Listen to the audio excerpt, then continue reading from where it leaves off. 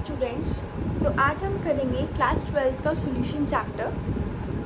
और ये चैप्टर आपको वन शॉट में मैं पढ़ाऊँगी और इस वीडियो के बाद आपको ये चैप्टर बहुत ज़्यादा क्लियर हो जाएगा। सबसे पहले सॉल्यूशन क्या होता है? जनरल टर्म्स में सॉल्यूशन क्या होता है? Solute plus solvent. जैसे कि आपका जो है एक शुगर वाटर, तो शुगर इसमें क्या है? सॉल्यूट। वाटर क्या है? सॉल्वेंट। और क्या बना? That is the solution. अब इसमें सबसे पहले आप +2 में आप देखोगे कंसंट्रेशन टर्म्स का टॉपिक आता है। सबसे पहले आती है मोलैरिटी। मोलैरिटी क्या होता है?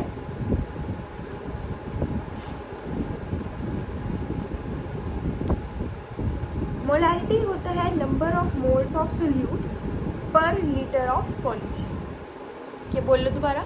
Number of moles of solute, मतलब कितने मोल्स हैं सोल्यूट के 1 लीटर सॉल्यूशन में, दैट इज़ द मोलैरिटी। तो इसका फॉर्मूला क्या होएगा? That is the given mass by में molar mass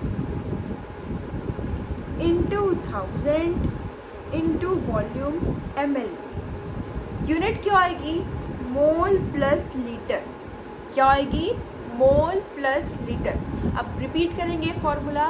given mass divided by molar mass into में 1000 बाय में volume, that is in the ml। Is it clear? अब हम एग्जाम्पल्स में चलेंगे।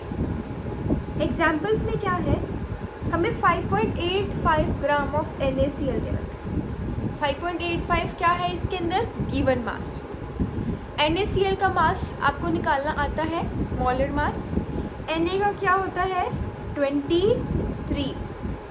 बोलो जल्दी। क्लोरीन का क्या होता है? 35.5। और इसे हम कैलकुलेट करेंगे, ऐड करेंगे, दैट इज द 58.5। नेक्स्ट आप इसमें पुट करोगे, गिवन मास में 5.85 पुट करोगे, मोलर मास में 58.5 पुट करोगे, इनटू में 1000 डिवाइड बाय द वॉल्यूम 500। इसके अंदर आप पुट करोगे तो यहाँ पे आपके पास आंसर आ जाएगा। यहाँ पे आपके पास मोलैरिटी आ जाएगी। आप NCERT से 1-2 क्वेश्चंस प्रैक्टिस करो और जो हमारी नेक्स्ट वीडियो होगी वो NCERT क्वेश्चंस बेस्ड ही होगी। इसमें मैं आपको कराऊँगी प्रैक्टिस, इसमें सिर्फ मैं आपको थ्योरी कराऊँगी इस वीडियो में। तो नेक्स्ट हम टॉपिक पे मूव होते हैं, that is the molarity. Molarity क्या होती है? मोलैरिटी होती है number of moles of solute in 1 kg of solvent. उसमें क्या था? सॉल्यूशन था, इसके अंदर क्या है? सॉल्वेंट है, और भी 1 kg। सो सबसे पहले इसका फॉर्मूला हम लिखेंगे, that is the given mass by में मोलर मास इनटू में 1000 बाय में mass of solvent in KG में इसका जो है मास आएगा। फिर इसकी जो यूनिट है दैट इज़ अ मोल पर किलोग्राम। फिर आप एग्जाम्पल लिखोगे तो इसमें 18 ग्राम ऑफ ग्लूकोज है। इसके अंदर आपको मोलर मास ग्लूकोज का दे रखा है। ग्लूकोज का जो फॉर्मूला होता है, बोलो क्या होता है? C6H12O6। आप इसमें आप निकाल भी सकते हो खुद से, दैट इज 180 आएगा। और आपको जो मोलर मास है 9th में, 10th में, +1 में आपको सब जगह सिखाया है। अब मोलर मास में गिवन मास कितना है? 18 ग्राम। मोलर मास कितना है? 180। आप इसमें पुट करोगे और 1000 180 क्या है? Mass of the solvent. Next हम मूव करेंगे, that is the normality. Normality क्या है? Number of gram equivalents in 1 litre of solution. अब ग्राम इक्विवेलेंट्स क्या है? अब आप पूछोगे ग्राम इक्विवेलेंट्स क्या है? That is the weight by में इक्विवेलेंट वेट। आपको गिवन मास तो पता लग गया भाई, गिवन मास आप निकाल लोगे, but what is equivalent weight? Equivalent weight क्या है? इक्विवेलेंट वेट होता है molar mass divided bye n factor. Is it clear? अब n फैक्टर क्या होता है? n फैक्टर होता है जैसे एसिड्स हैं हमारे पास, तो तो नंबर ऑफ H आयंस हो गए, that is the H ions. जैसे H2SO4 है, इसके अंदर H फैक्टर होगा, दैट इज़ द 2, और मोलर मास इसका कितना है 98 divided by 2, that is the 49, that is the equivalent weight of the H2SO4। अब हमारे पास एक रिलेशन है, that is N is equal to M into N factor. M is molarity into N factor, N factor is the valency factor. Unit हमारे पास equivalent पर litre है, equivalent पर litre. और 1 M सोल्यूशन ऑफ H2SO4, हमें normality बतानी है। तो इसके अंदर अब एग्जांपल आपको दे रखा है, इसके अंदर 1 M मतलब मोलारिटी दे रखी है H2SO4 की, हमें नॉर्मेलिटी बतानी है। तो हमारे पास क्या है, रिलेशन है, इसका N फैक्टर 2 होएगा, और इसके अंदर N निकालना है, N कितना है 1 और N कितना है 2, तो नॉर्मेलिटी आ गई 2N। अब नेक्स्ट हमारे पास है मोल फ्रैक्शन। मोल फ्रैक्शन क्या होता है,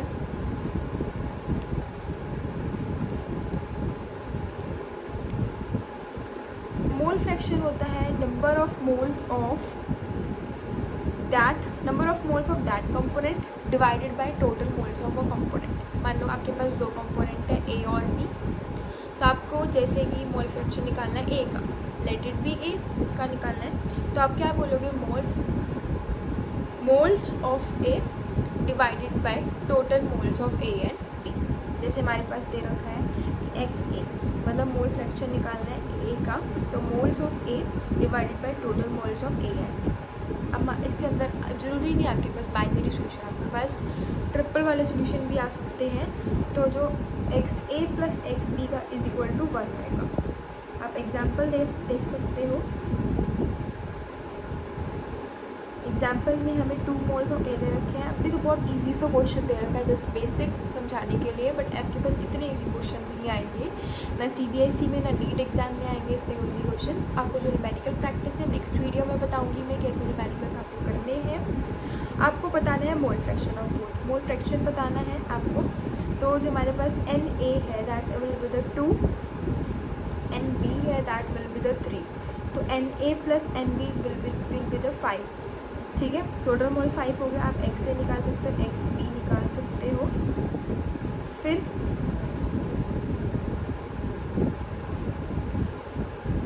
अब नेक्स्ट टॉपिक पे अब हमने क्या पढ़ा, molarity, normality, mole fraction, molality. आप रिवाइज कर सकते हो इसको, एक बार हम रिवाइज भी कर लेते हैं। बोलो, मोलारिटी क्या होता है, number of moles of solute divided by per litre of solution. Is it clear? Molality क्या होता है, number of moles of solute divided by per kg of solvent. Normality क्या होता है, number of gram equivalents per litre of solution. Mole fraction क्या होता है, बोलो, number of moles of that component by total moles of component. Is it clear? तो हमारे पास नेक्स्ट टॉपिक है हेनरीज लॉ का। हेनरी लॉ क्या कहता है, हेनरी साइंटिस्ट ही होगा, और इसने क्या कहा था, अब इसकी बातें भी हम रख लेते हैं। उसने बोला था किसी भी कांस्टेंट टेम्परेचर पे, उसने बोला था किसी भी कांस्टेंट टेम्परेचर पे जो पार्शियल प्रेशर है वेपर फेस का, वो डायरेक्टली प्रोपोर्शनल है mole fraction of a gas. मतलब वो मोल फ्रैक्शन के डायरेक्टली प्रोपोर्शनल है, जो पार्शियल प्रेशर है that is directly proportional to the mole fraction of a solution. अब इसकी मैथमेटिकल स्टेटमेंट अगर हम पढ़ें तो मैथमेटिकल स्टेटमेंट क्या होएगी, that P is directly proportional to x। अब इसमें हम कॉन्स्टेंट लगा देंगे, that is the KH। KH क्या है हमारे पास, हेनरीज कॉन्स्टेंट है, हेनरीज कॉन्स्टेंट। अब इसके अंदर डेरिवेशन तो आपके पास है नहीं सिलेबस में। अब आप हेनरीज लॉ कॉन्स्टेंट क्या होता है, ये क्या है, पार्शियल प्रेशर है गैस का जब मोल फ्रैक्शन क्या है 1। मतलब अगर हम मोल फ्रैक्शन को 1 लिख लें तो it is equal to the partial pressure. Same ही इसकी अगर कोई पूछ ले कि इसकी यूनिट क्या होएगी, it is same as the its unit is same as pressure.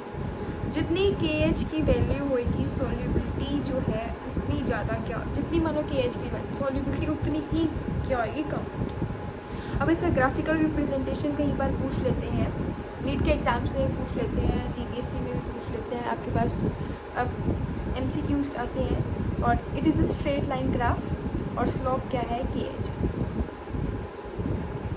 अब इम्पॉर्टेंट पॉइंट्स पढ़ लेना इसमें से।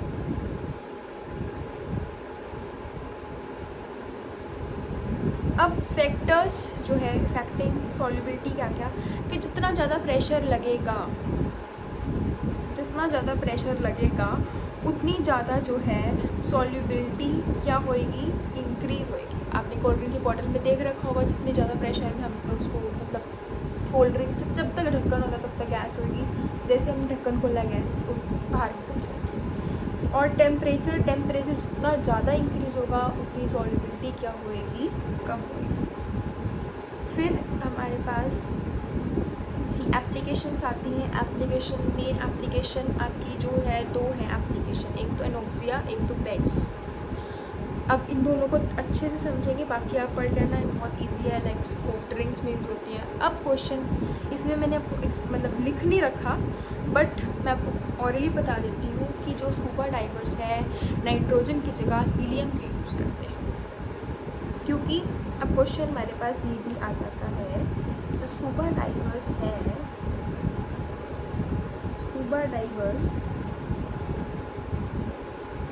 ऑक्सीजन की जगह नहीं, नाइट्रोजन की जगह हीलियम क्यों यूज़ करते हैं। देखो इसका आंसर ये है, मैं आपको ऑरली बता देती हूँ। जैसे वो नीचे जाएंगे, प्रेशर बहुत ज़्यादा इंक्रीज़ होगा, solubility of the gas increase होएगी, जो उनका नाइट्रोजन होगा वो नाइट्रोजन उनके ब्लड में जाएगा, बहुत ज़्यादा सॉल्युबल होएगा। और जैसे ही वो एकदम से बाहर आते हैं, जो प्रेशर है वो बहुत कम होता है बाहर का कंपैरिजन टू ऑक्सीजन में। जब वो बाहर आ जाएंगे तो प्रेशर कम हो जाएगा, प्रेशर कम होने की वजह से जो सॉल्युबिलिटी है गैस की वो डिक्रीज़ हो जाएगी, सॉल्युबिलिटी डिक्रीज़ हो जाएगी। इसकी वजह से बेंड्स हो जाएंगे, उनके क्लोट्स हो जाएंगे, उनकी बॉडी में क्लोट्स हो जाएंगे। और जो नाइट्रोजन है वो मोर सोल्यूबल है, हीलियम लेस सोल्यूबल होती है, मतलब कम डिज़ोल्व होएगी ब्लड में, that's why they use helium. Is it clear. अब क्वेश्चन आता है कि हमें जो है माउंटेन्स में जाके ऊपर मतलब हाई एल्टीट्यूड पे जाके हमें वॉमिटिंग चक्कर जैसा क्यों फील होता है। लेकिन हमारे पास इसमें ये क्वेश्चन आ जाता है एनोक्सिया का। एनोक्सिया मतलब इस कंडीशन को हम एनोक्सिया बोलते हैं, और जो क्लोट्स बनते हैं स्कूबा डाइवर्स में उस कंडीशन को हम बेंड्स। एनोक्सिया क्या होता है, जैसे कि हम बहुत सारे लोगों ने एक्सपीरियंस कर रखा होगा ये चीज़, जो हमारे पास वो ऐसा क्यों होता है, क्योंकि जो ऊपर है प्रेशर बहुत ज़्यादा क्या होता है, कम होता है। प्रेशर कम होने की वजह से सॉल्युबिलिटी ऑफ ऑक्सीजन भी ब्लड में क्या होएगी, कम होएगी। ऑक्सीजन की कमी की, जब ऑक्सीजन कम होएगी ब्लड में तो उसकी वजह से हमें क्या फील होएगा, वॉमिटिंग, चक्कर आना, ये सब, और भी हेल्थ इश्यूज़ फेस मतलब कहीं को ब्रीथिंग प्रॉब्लम्स भी हो सकती है। अब इसके अंदर एक न्यूमेरिकल भी मैंने दे रखा है कि हमें इसके अंदर हमें मैंने निकालना है partial pressure of the gas, KH भी इसके अंदर हमें मोल फ्रैक्शन भी गिवन है, KH भी गिवन है, और पार्शियल प्रेशर आप वैल्यूज़ को सब्स्टिट्यूट कर लेना और आपके पास आ जाएगा। रिकैप करें हेनरीज लॉ का। हेनरी लॉ क्या है बताओ, कि जो पार्शियल प्रेशर है वो डायरेक्टली प्रोपोर्शनल है किसके, मोल फ्रैक्शन के। पार्शियल प्रेशर किसके, मोल, और KH आएगा। इस पर आप एप्लीकेशन स्कूबा डाइवर वाली याद रख लेना और एनोक्सिया वाला कंडीशन याद रख लेना। आपके पास 2 मार्क्स में क्वेश्चन पूछा जा सकता है, कई बार आपके पास ग्राफिकल रिप्रेजेंटेशन पूछ ली जाती है हेनरीज लॉ कांस्टेंट की। ठीक है, नेक्स्ट हम मूव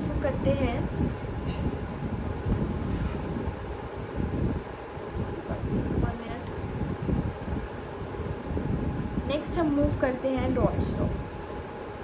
ये इतना मतलब मुश्किल सा नहीं है, ये भी बहुत इजी सा है। अब रॉल्स लॉ ने क्या कहा था, जो पार्शियल प्रेशर है each volatile component in ideal solution वो डायरेक्टली प्रोपोर्शनल है mole fraction of a solution. Mole fraction के डायरेक्टली प्रोपोर्शनल है, जो पार्शियल प्रेशर है ऑफ ईच वॉलेटाइल कंपोनेंट, मतलब जितने दो कंपोनेंट हैं तो वो किसके डायरेक्टली प्रोपोर्शनल है, mole fraction of the solution.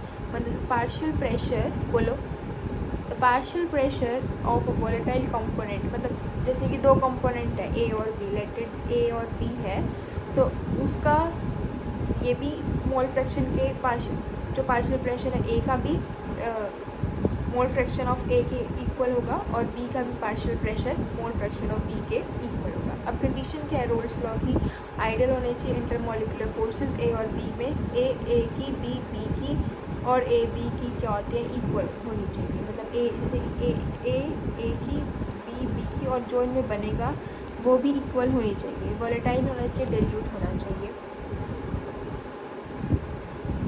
अब इसकी जो है एक्सप्लेनेशन पढ़ लेना और सिग्निफिकेंस भी पढ़ लेना। मैं पीडीएफ शेयर कर दूँगी। मेन आपका इसमें मैथमेटिकल रिलेशन है, जैसे कि आपके पास दो सॉल्यूशन है ए और बी के दो सॉल्यूशन है, दैट ए और बी, तो P A is equal to X A P A, मतलब P A naught is a partial P B X B P B not.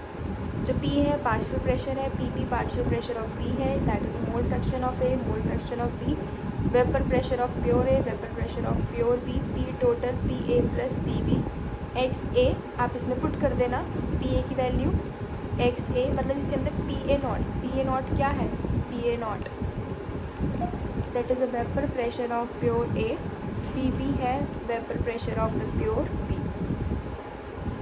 इसमें पुट करोगे बेंजीन और टोलिन की, जैसे कि इसमें P बेंजीन का दे रखा है 75.5, P टोलिन का दे रखा है 28.4, X बेंजीन दे रखा है, X टोलिन दे रखा है। आप P बेंजीन P टोलिन आप इसके अंदर दोनों का निकाल लेना पार्शियल प्रेशर और P टोटल निकाल देना, ठीक है। और इसमें ग्राफिकल रिप्रेजेंटेशन देखें तो ये हमारे पास ब्लू लाइन जो है वो रिप्रेजेंट कर रही है पार्शियल प्रेशर ऑफ ए, जो ग्रीन लाइन है पार्शियल प्रेशर ऑफ बी, जो पी टोटल। आप इसमें ग्राफ देख सकते हो। अब एप्लीकेशंस डिस्टिलेशन प्रोसेस में यूज़ होता है, बॉइलिंग पॉइंट कैलकुलेट करने में यूज़ होता है, कॉलिगेटिव प्रॉपर्टीज़ में भी यूज़ होता है। रोल्स लॉ जो है, अब एक बार रिवाइज कर लेते हैं। रोल्स लॉ क्या कहता है, रोल्स लॉ कहता है जो पार्शियल प्रेशर है हर एक वॉलेटाइल कंपोनेंट का एक सॉल्यूशन में वो मोल फ्रैक्शन के इक्वल होता है। जैसे दो सॉल्यूशन है ए और बी, आप इसमें पी टोटल है P A plus P B के इक्वल होगा P A naught plus x A plus P B naught x B. Is it clear? ये इतना मतलब मुश्किल टॉपिक नहीं है।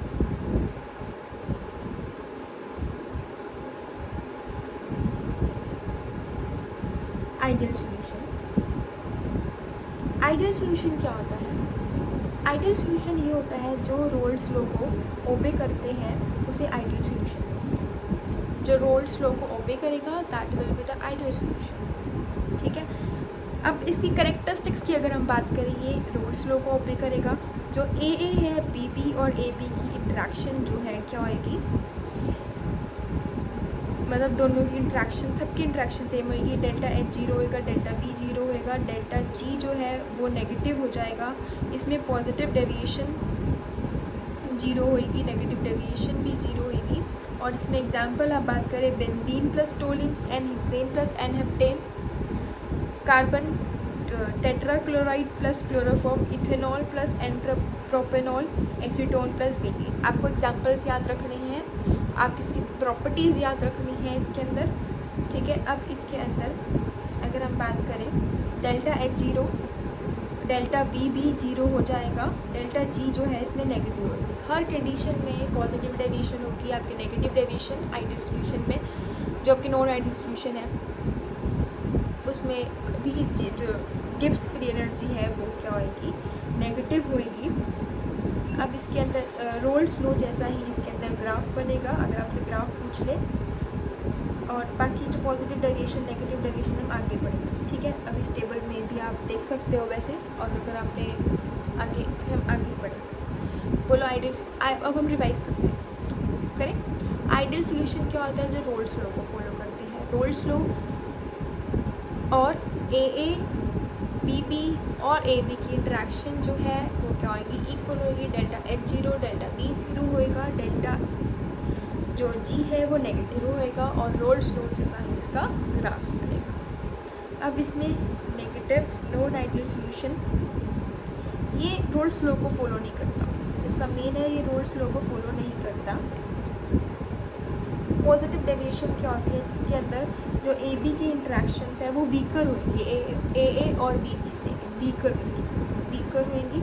जो वेपर प्रेशर है उसका हाइयर होएगा, क्योंकि अब मान लो उनका इंटरेक्शन वीक हो रहा है तो जल्दी वेपर्स बनेंगे ए बी के, तो डेल्टा एच क्या होएगी? मतलब 0 से ज़्यादा होएगी, वॉल्यूम इंक्रीज़ होएगी। वॉल्यूम इंक्रीज़ क्यों होएगी? क्योंकि इंट्रैक्शन वो लूज़ हो गए, वीक होएगी, तो वॉल्यूम क्या होएगी? इंक्रीज़ हो जाएगी। आप इसमें एग्जांपल दे सकते हैं ethanol plus water, acetone plus carbon disulphide का। अब नेगेटिव डेविएशन की अगर हम बात करें, नेगेटिव डेविएशन क्या होती है? जिसके अंदर जो ए बी है उनकी स्ट्रॉन्गर होगी, ए और बी से इनकी इंट्रैक्शन स्ट्रॉन्गर होगी। वेपर प्रेशर क्या होगी? लोअर होएगा और टोटल वेपर प्रेशर जो है वो मिनिमम होगा। डेल्टा एच भी क्या होएगी? मतलब कम होएगी और वॉल्यूम डिक्रीज़ होएगा। इसमें एग्जांपल्स जो है एसीटोन और क्लोरोफॉर्म, नाइट्रोबेंजीन और बेंजीन का आप दे सकते हो। अब रीजंस क्या है डेविएशन के? पॉजिटिव डेविएशन, क्योंकि ए बी इंट्रैक्शन वीकर होएगी और नेगेटिव में सी स्ट्रॉन्ग इंट्रैक्शंस होंगी। अब पॉजिटिव डेविएशन एग्जांपल्स में इथेनॉल और वाटर, ये कोई एग्जांपल्स। वेपर प्रेशर हायर होएगा than the Raoult's law, boils at lower temperature low than either of the components. ठीक है, अब इसका रीज़न क्या है? क्योंकि जो इथेनॉल है उसमें हाइड्रोजन बॉन्डिंग होएगी, वाटर में हाइड्रोजन बॉन्डिंग होएगी, जो उन दोनों की बने मिक्स होते हैं उसकी कम होएगी, उसका इंट्रैक्शन कम होएगा देन इथेनॉल और जो वाटर के अंदर। दैट्स वाई जो वेपर प्रेशर है इसका हाइयर होएगा। ठीक है, अब एसीटोन और डाइसल्फाइड का भी सेम ये रीज़न है, क्योंकि जो कार्बन डाइसल्फाइड है उसके अंदर जो बॉन्डिंग है वो स्ट्रॉन्ग है देन दोनों के मिक्सचर से। अब नेगेटिव डेविएशन में आप एसीटोन और क्लोरोफॉर्म का ले सकते हो। वेपर प्रेशर क्या है? इसके अंदर लोअर है। क्यों? क्योंकि स्ट्रॉन्ग हाइड्रोजन बॉन्डिंग बनती है एसीटोन और क्लोरो। क्वेश्चन भी आता है, इसके रीजंस पूछ लेते हैं कि भाई हाँ कि इनकी इसका वेपर प्रेशर क्यों हाई है एसीटोन और क्लोरोफॉर्म की? क्यों?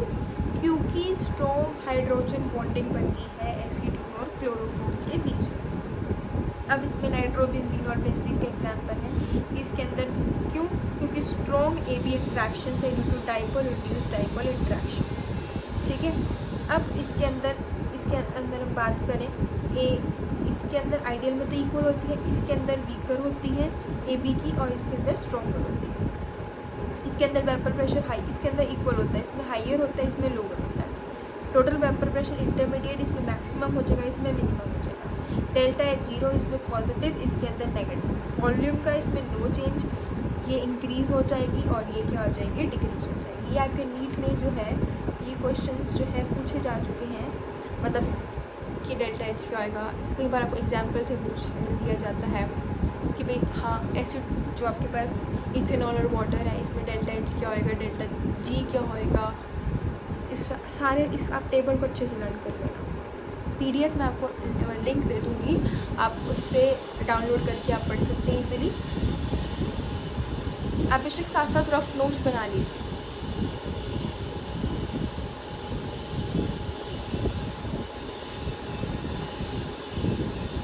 अब इसके नेक्स्ट हमारे पास टॉपिक है elevation in boiling point and depression in the freezing point. ये सारी कॉलिगेटिव प्रॉपर्टीज़ के अंदर आते हैं। कॉलिगेटिव प्रॉपर्टीज़ हमारे पास 4 होती हैं। एक हमारे पास elevation in boiling point, second हमारे पास depression in the freezing point, third हमारे पास ऑस्मोटिक प्रेशर होती है और फोर्थ हमारे पास relative lowering in the vapour pressure होती है। सबसे पहले हम पढ़ेंगे elevation in the boiling point. Elevation in the boiling point क्या होता है? जब भी बॉइलिंग पॉइंट मतलब जो सॉल्वेंट है जिसके अंदर हम सॉल्यूट डालेंगे उसका बॉइलिंग पॉइंट इंक्रीज़ होना ड्यू टू क्योंकि हम सॉल्यूट डाल रहे हैं उसके अंदर, तो बॉइलिंग पॉइंट उसका इंक्रीज़ हो रहा है, तो इसे हम बोलेंगे elevation in the boiling point. तो जो हमारे पास फॉर्मूला है that is a delta T B is equal to I K B M. Delta T B that is the elevation in the boiling point है, आई हमारे पास क्या है, वॉन हॉफ फैक्टर है, के बी हमारे पास क्या है, कांस्टेंट है, एम हमारे पास मोलैलिटी है।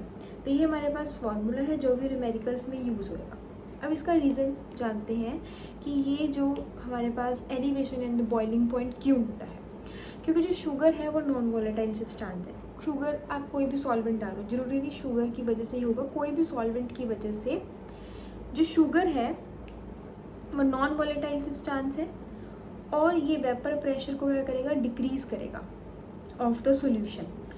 सो हाइयर और टेम्परेचर ज़्यादा हमें नीड होगा for vapour pressure to become external pressure. मतलब वेपर प्रेशर बनाने के लिए, मतलब वेपर्स बनाने के लिए हमें ज़्यादा टेम्परेचर नीड होगा जब भी हम सॉल्यूट डालेंगे। तो बॉइलिंग पॉइंट क्या हो जाएगा, इंक्रीज़ हो जाएगा। सो बॉइलिंग पॉइंट हमारे पास इंक्रीज़ हो जाएगा। ये आपको ग्राफ मैंने दे रखा है, ये आपको ग्राफ मैंने दे रखा है। अब इसके अंदर एग्जाम्पल भी दे रखा है, जब भी शुगर ऐड होती है वाटर के अंदर तो उसका बॉइलिंग पॉइंट इंक्रीज़ हो जाएगा। आपका डेली लाइफ एग्जाम्पल भी है, जब भी एग बॉईल करते हैं या पास्ता बॉईल करते हैं उसके अंदर हम सॉल्ट डालते हैं। सॉल्ट इसीलिए डालते हैं ताकि उसका जो बॉइलिंग पॉइंट है वो इंक्रीज़ हो जाए। ये आपके पास ग्राफ है, ग्राफ बहुत इंपॉर्टेंट है, इसे अच्छे से कर लेना। नेक्स्ट हमारे पास है depression in the freezing point. आपने कभी देखा होगा कि जो बर्फ़ है उसे मेल्ट करने के लिए हम सॉल्ट का यूज़ करते हैं, क्योंकि जो सॉल्ट है वो उसका फ्रीजिंग पॉइंट कम कर देगी और उसे मेल्ट करती है। तो ये हमारा डेली लाइफ एग्जांपल है। अब depression in the freezing point है क्या, the decrease in the freezing point of a solvent. Solvent का फ्रीजिंग पॉइंट डिक्रीज़ करना जब भी सॉल्यूट उसमें ऐड होता है, that is a depression in the freezing point. तो इसका जो हमारे पास फॉर्मूला है that is delta T F. T F is a depression in the freezing point is equal to I K F M. I is van't Hoff factor, K F is constant, M is molality. अब ये क्यों होता है, क्योंकि जो sugar है वो non, या कोई भी जो हमारे पास सॉल्यूट है वो नॉन वॉलेटाइल सब्सटेंस है। ये number of solvent particles decrease हो जाते हैं on the surface. So less escaping tendency, more cooling is required to start freezing. मतलब हमें ज़्यादा उसे कूलिंग चाहिए to start freezing, so hence the freezing point decreases. ये हमारे पास ग्राफ है, देखो ये जो हमारे पास सॉल्वेंट है और ये जो सॉल्यूशन है, जो इसका आपके पास टी एफ हमारे पास क्या है, सॉल्वेंट का कम, सॉल्यूशन का हमारे पास जो है नहीं, जो हमारे पास सॉल्वेंट है उसका हमारे पास ज़्यादा है, सॉल्यूशन का टी एफ कम है। तो दोनों के डिफरेंस को डेल्टा टी एफ कहा गया है। अब इसके अंदर कुछ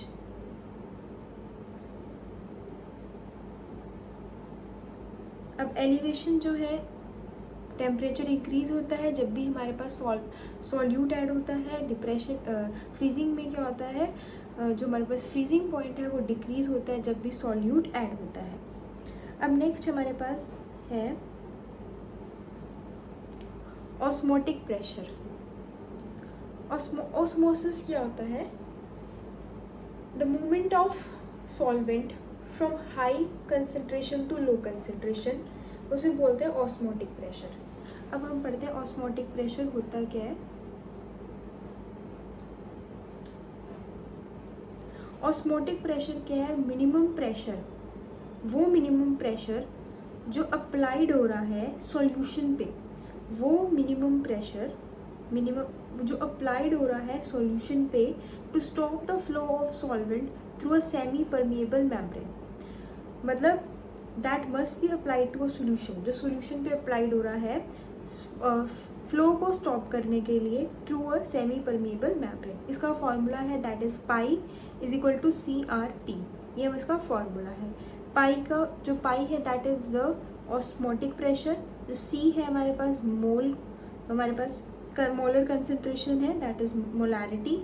आर हमारे पास गैस कांस्टेंट है, इसकी वैल्यू आपको लर्न करनी पड़ेगी, दैट इज 0.0821। जो टी है हमारे पास टेम्परेचर है। अब इसमें एग्जाम्पल दे रखा है हमें, calculate the osmotic pressure of 0.2 m glucose solution at 27 degree Celsius. इसमें सी दे रखा है हमें। टी हम जो टेम्परेचर है हम हमेशा केल्विन में ही लेंगे। केल्विन में हम कैसे कन्वर्ट करते हैं, 273 हम ऐड कर देते हैं सेल्सियस में, 27 + 273, और आर की वैल्यू जो हमारे पास है 0.0821। ये हमारे पास एग्जाम्पल है। एग्जाम्पल 2 आप खुद से ट्राई करना।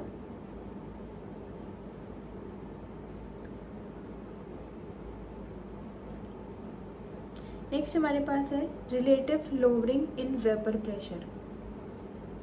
अब ये क्या है, जब भी नॉन वॉलेटाइल सोल्यूट ऐड होता है, सोल्यूट वॉलेटाइल सॉल्वेंट में, जो वेपर प्रेशर है सॉल्यूशन का वो कम हो जाता है सॉल्वेंट, मतलब जो सॉल्यूशन का जो वेपर प्रेशर होगा, जैसे हमारे पास दो चीज़ें हैं, एक हमारे पास है प्योर सॉल्वेंट, एक हमारे पास है सॉल्यूशन। तो वो कह रहा है जो प्योर सॉल्वेंट है उसके वेपर बहुत जल्दी बनेंगे, और सॉल्यूशन के अंदर क्योंकि सॉल्यूट भी प्रेजेंट है उसके वेपर बहुत आराम से बनेंगे। तो यही है रिलेटिव लोअरिंग इन वेपर प्रेशर। जब भी सॉल्यूट ऐड होता है सॉल्वेंट में तो उसका वेपर प्रेशर कम हो जाता है प्योर सॉल्वेंट से। The decrease in vapour pressure of solvent, solvent का वेपर प्रेशर को कम करने को ही relative lowering in the vapour pressure कहते हैं। अब इसका जो हमारे पास डेरिवेशन है, डेरिवेशन में आप समझेंगे रोल्स लॉ के अकॉर्डिंग जो पी एस है that is X, P X is equal to मतलब mole fraction into vapour pressure of the pure solvent. ये हमारे पास आ गया इसके अंदर। अब मोल फ्रैक्शन का फॉर्मूला क्या होता है, बोलो। अभी हमने मोल फ्रैक्शन पढ़ा था रिसेंटली, तो अब हमने that is moles of solvent by moles of solution. अब पी एस के अंदर हम जो हमारे पास ये वाली वैल्यू है हम इसके अंदर वैल्यू पुट कर देंगे, सब्सटीट्यूट कर देंगे। फिर अब lowering in vapour pressure, delta P क्या होता है, पी नॉट मतलब प्योर सॉल्वेंट का माइनस पी एस। फिर अब जो हमारे पास पी एस की वैल्यू है इसके अंदर सब्सटीट्यूट कर देंगे, और फिर हम पी नॉट को हम कॉमन ले लेंगे और 1 आ जाएगा अंदर। फिर हम एलसीएम लेंगे यहाँ पे और हमारे पास ये आ जाएगा। तो डेल्टा पी जो हमारे पास क्या आएगा, delta P by P naught is equal to X solute, मतलब mole fraction of the solute. ये हमारे पास फॉर्मूला आ जाएगा मेन, जिससे आप क्वेश्चंस न्यूमेरिकल सॉल्व करेंगे।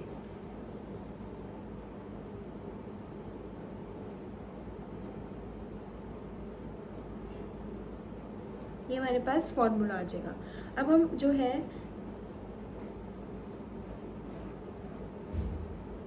चलो रिवाइज करेंगे फॉर्मूले।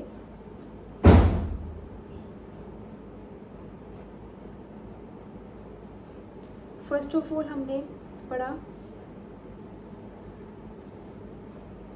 डेल्टा टी बी, वो किसके इक्वल है, I T B M K B, मतलब I that is a van't Hoff factor, K B constant और m इज मोलालिटी। ये आपको न्यूमेरिकल। जो डेल्टा टी एफ है वो आई डेल्टा मतलब के एफ, ये भी कांस्टेंट, और m। और हमारे पास osmotic pressure pi C R T, pi is osmotic pressure. और नेक्स्ट हमारे पास है relative lowering in delta P, P naught X solute. ये हमारे पास 4 फॉर्मूलेज हैं जो कि आपको लर्न होने चाहिए।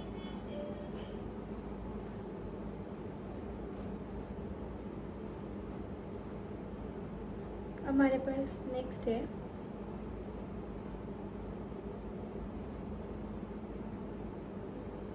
नेक्स्ट हमारे पास है van't Hoff factor. Van't Hoff factor क्या होता है? That is a ratio of actual number of, that ये रेशियो है van't Hoff factor, actual number of particles to the expected number of particles calculated from the formula. मतलब जो हमारे पास actual number of particles हैं divide by expected number of the particles. अब dissociation में इसका फॉर्मूला अलग होगा, एसोसिएशन में अलग होगा। दैट इज आई जो हमारे पास है observed colligative property by calculated colligative property. और आई दो फार्मूले होते हैं जनरल फार्मूले, observed calculated property by calculated colligative property. और इसका फार्मूला एक और होता है I is equal to normal molar mass divided by abnormal molar mass. Next हमारे पास है डिसोसिएशन।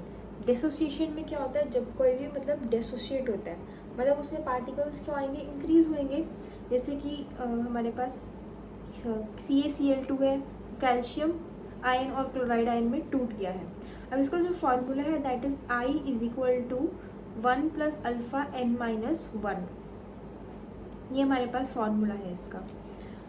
और ये हमारे पास कैलकुलेट कर रखा है आई CaCl2 का n, जिसमें हम n की वैल्यू 3 लेंगे और ये हमारे पास फार्मूला है। अब इसमें यूजफुल रिलेशंस है एसोसिएशन का, that is alpha is equal to I minus 1। I क्या है हमारे पास? मतलब ये अल्फा निकालने का n माइनस 1 आई हम निकाल लेंगे। इस आई का फार्मूला हमारे पास दे रखा है I is equal to 1 alpha n minus 1। ठीक है, अब अल्फ़ा इसी सब्सटीट्यूट करके ही इसको अल्फ़ा का फार्मूला आया है यहाँ पे, क्योंकि इसमें हम अल्फ़ा हमें दे, alpha is a dissociation constant, मतलब डिग्री ऑफ डिसोसिएशन है। और जो n है हमारे पास टोटल नंबर ऑफ आयन। अब कर दोबारा इसमें से बता देती हूँ मैं। देखो डिसोसिएशन का फार्मूला है हमारे पास I is equal to 1 plus alpha n minus 1। Alpha जो है हमारे पास that is degree of dissociation है, और जो n है that is the number of ions. फिर नेक्स्ट हमारे पास है एसोसिएशन। एसोसिएशन में जो है नंबर ऑफ पार्टिकल्स डिक्रीज हो जाएंगे, एसोसिएट हो जाएगा वो। तो इसमें इसका फॉर्मूला है दैट इज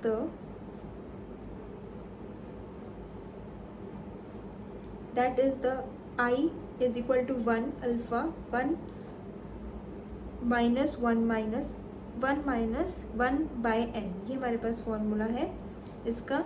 इसमें हम अल्फ़ा हम अलग से दे भी रखा होता है, आई निकालने के लिए बोला होता है, या फिर हमें अल्फ़ा निकालने के लिए बोला होता है।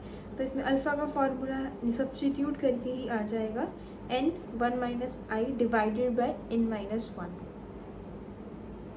ये हमारे पास। अब हम एक बार रिकैप ले लेते हैं चैप्टर का। सबसे पहले हमने मोलारिटी पढ़ा। मोलारिटी का फॉर्मूला क्या था बोलो? Given mass. एक बार मैं रिकैप करा दूँ चैप्टर का।